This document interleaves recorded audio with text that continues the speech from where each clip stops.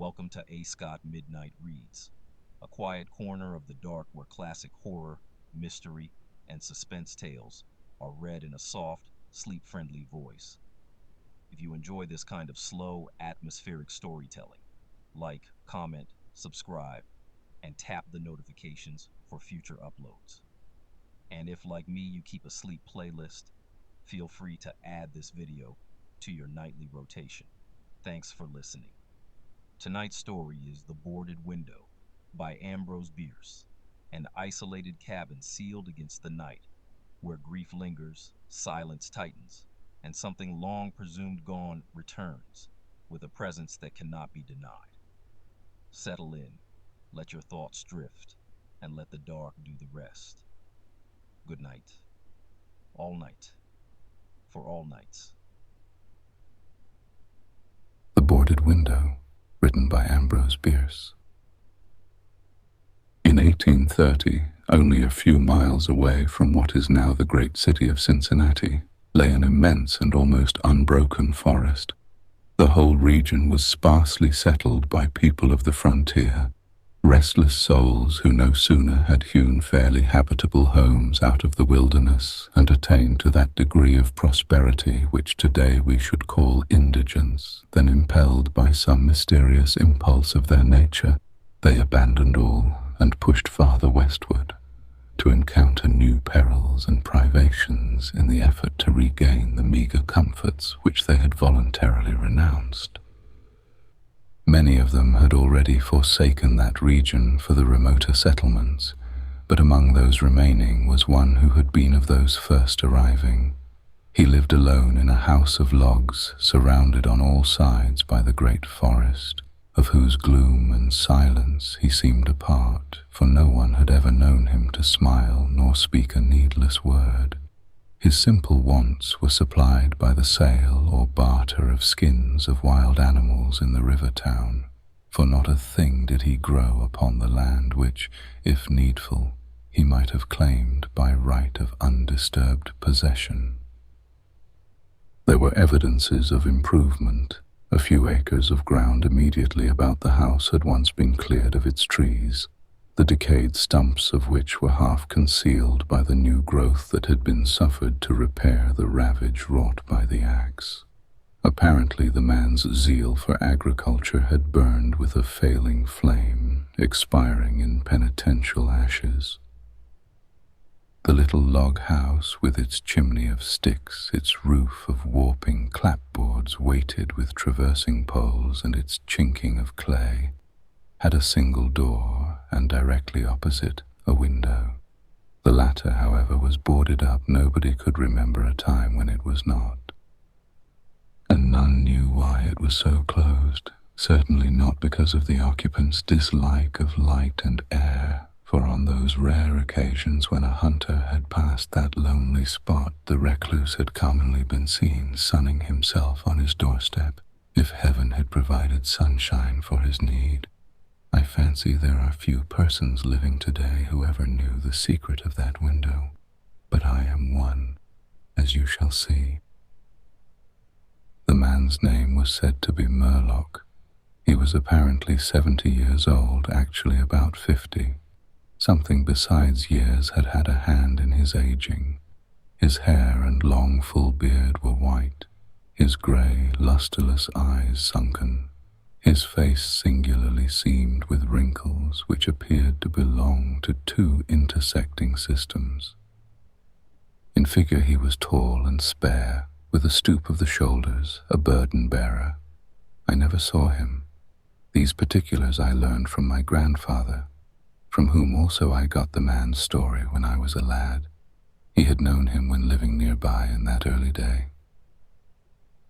One day Murlock was found in his cabin, dead. It was not a time and place for coroners and newspapers, and I suppose it was agreed that he had died from natural causes, or I should have been told, and should remember. I know only that with what was probably a sense of the fitness of things, the body was buried near the cabin, alongside the grave of his wife, who had preceded him by so many years that local tradition had retained hardly a hint of her existence. That closes the final chapter of this true story, excepting indeed the circumstance that many years afterward, in company with an equally intrepid spirit, I penetrated to the place and ventured near enough to the ruined cabin to throw a stone against it, and ran away to avoid the ghost which every well-informed boy thereabout knew haunted the spot. But there is an earlier chapter, that supplied by my grandfather. When Murlock built his cabin and began laying sturdily about with his axe to hew out a farm, the rifle, meanwhile, his means of support, he was young, strong, and full of hope. In that eastern country whence he came he had married, as was the fashion, a young woman in all ways worthy of his honest devotion, who shared the dangers and privations of his lot with a willing spirit and light heart. There is no known record of her name, of her charms of mind and person. Tradition is silent, and the doubter is at liberty to entertain his doubt, but God forbid that I should share it. Of their affection and happiness there is abundant assurance in every added day of the man's widowed life, for what but the magnetism of a blessed memory could have chained that venturesome spirit to a lot like that? One day Murlock returned from gunning in a distant part of the forest to find his wife prostrate with fever and delirious. There was no physician within miles, no neighbor, nor was she in a condition to be left to summon help. So he set about the task of nursing her back to health. But at the end of the third day she fell into unconsciousness and so passed away, apparently, with never a gleam of returning reason. From what we know of a nature like his, we may venture to sketch in some of the details of the outline picture drawn by my grandfather. When convinced that she was dead, Murlock had sense enough to remember that the dead must be prepared for burial.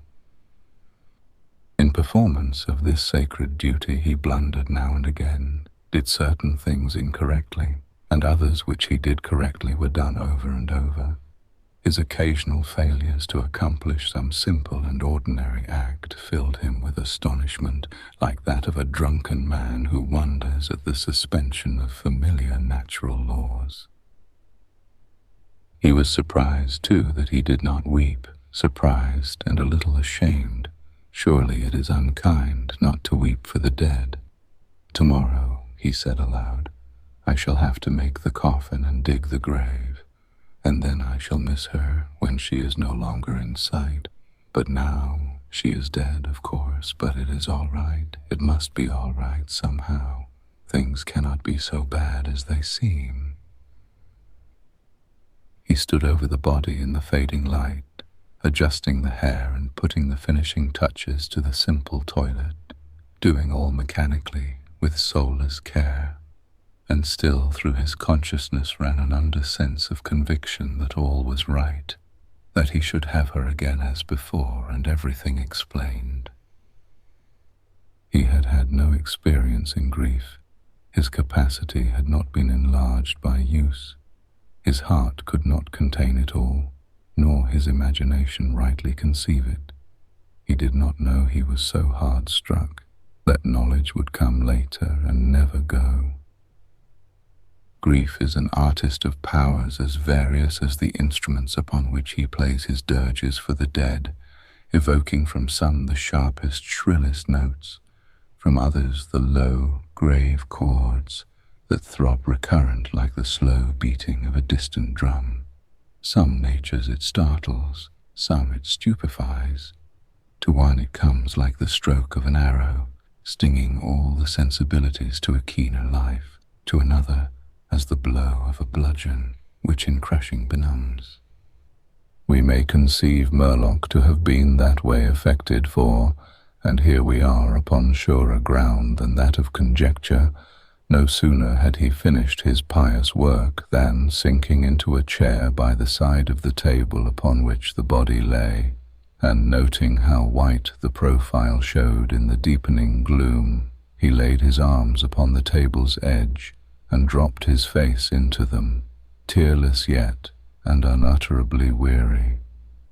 At that moment came in through the open window a long, wailing sound like the cry of a lost child in the far deeps of the darkening wood.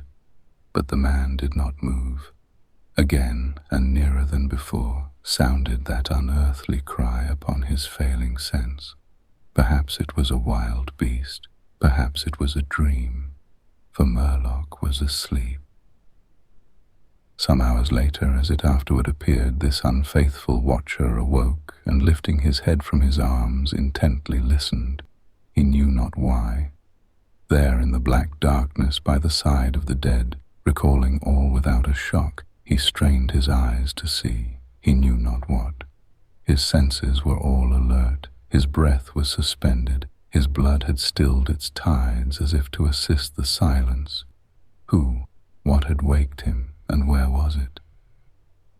Suddenly the table shook beneath his arms, and at the same moment he heard, or fancied that he heard, a light, soft step, another sounds as of bare feet upon the floor. He was terrified beyond the power to cry out or move. Perforce he waited there in the darkness through seeming centuries of such dread as one may know, yet live to tell. He tried vainly to speak the dead woman's name, vainly to stretch forth his hand across the table to learn if she were there. His throat was powerless, his arms and hands were like lead. Then occurred something most frightful.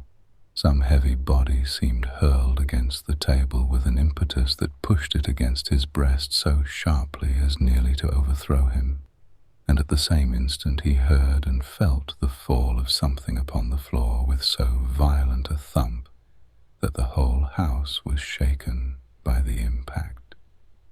A scuffling ensued and a confusion of sounds impossible to describe. Murloc had risen to his feet. Fear had by excess forfeited control of his faculties. He flung his hands upon the table. Nothing was there. There is a point at which terror may turn to madness, and madness incites to action. With no definite intent, from no motive but the wayward impulse of a madman, Murloc sprang to the wall, with a little groping seized his loaded rifle, and without aim discharged it. By the flash which lit up the room with a vivid illumination, he saw an enormous panther dragging the dead woman toward the window, its teeth fixed in her throat. Then there were darkness blacker than before, and silence. And when he returned to consciousness, the sun was high and the wood vocal with songs of birds. The body lay near the window where the beast had left it when frightened away by the flash and report of the rifle. The clothing was deranged, the long hair in disorder, the limbs lay anyhow. From the throat, dreadfully lacerated, had issued a pool of blood not yet entirely coagulated. The ribbon with which he had bound the wrists was broken, the hands were tightly clenched. Between the teeth was a fragment of the animal's ear,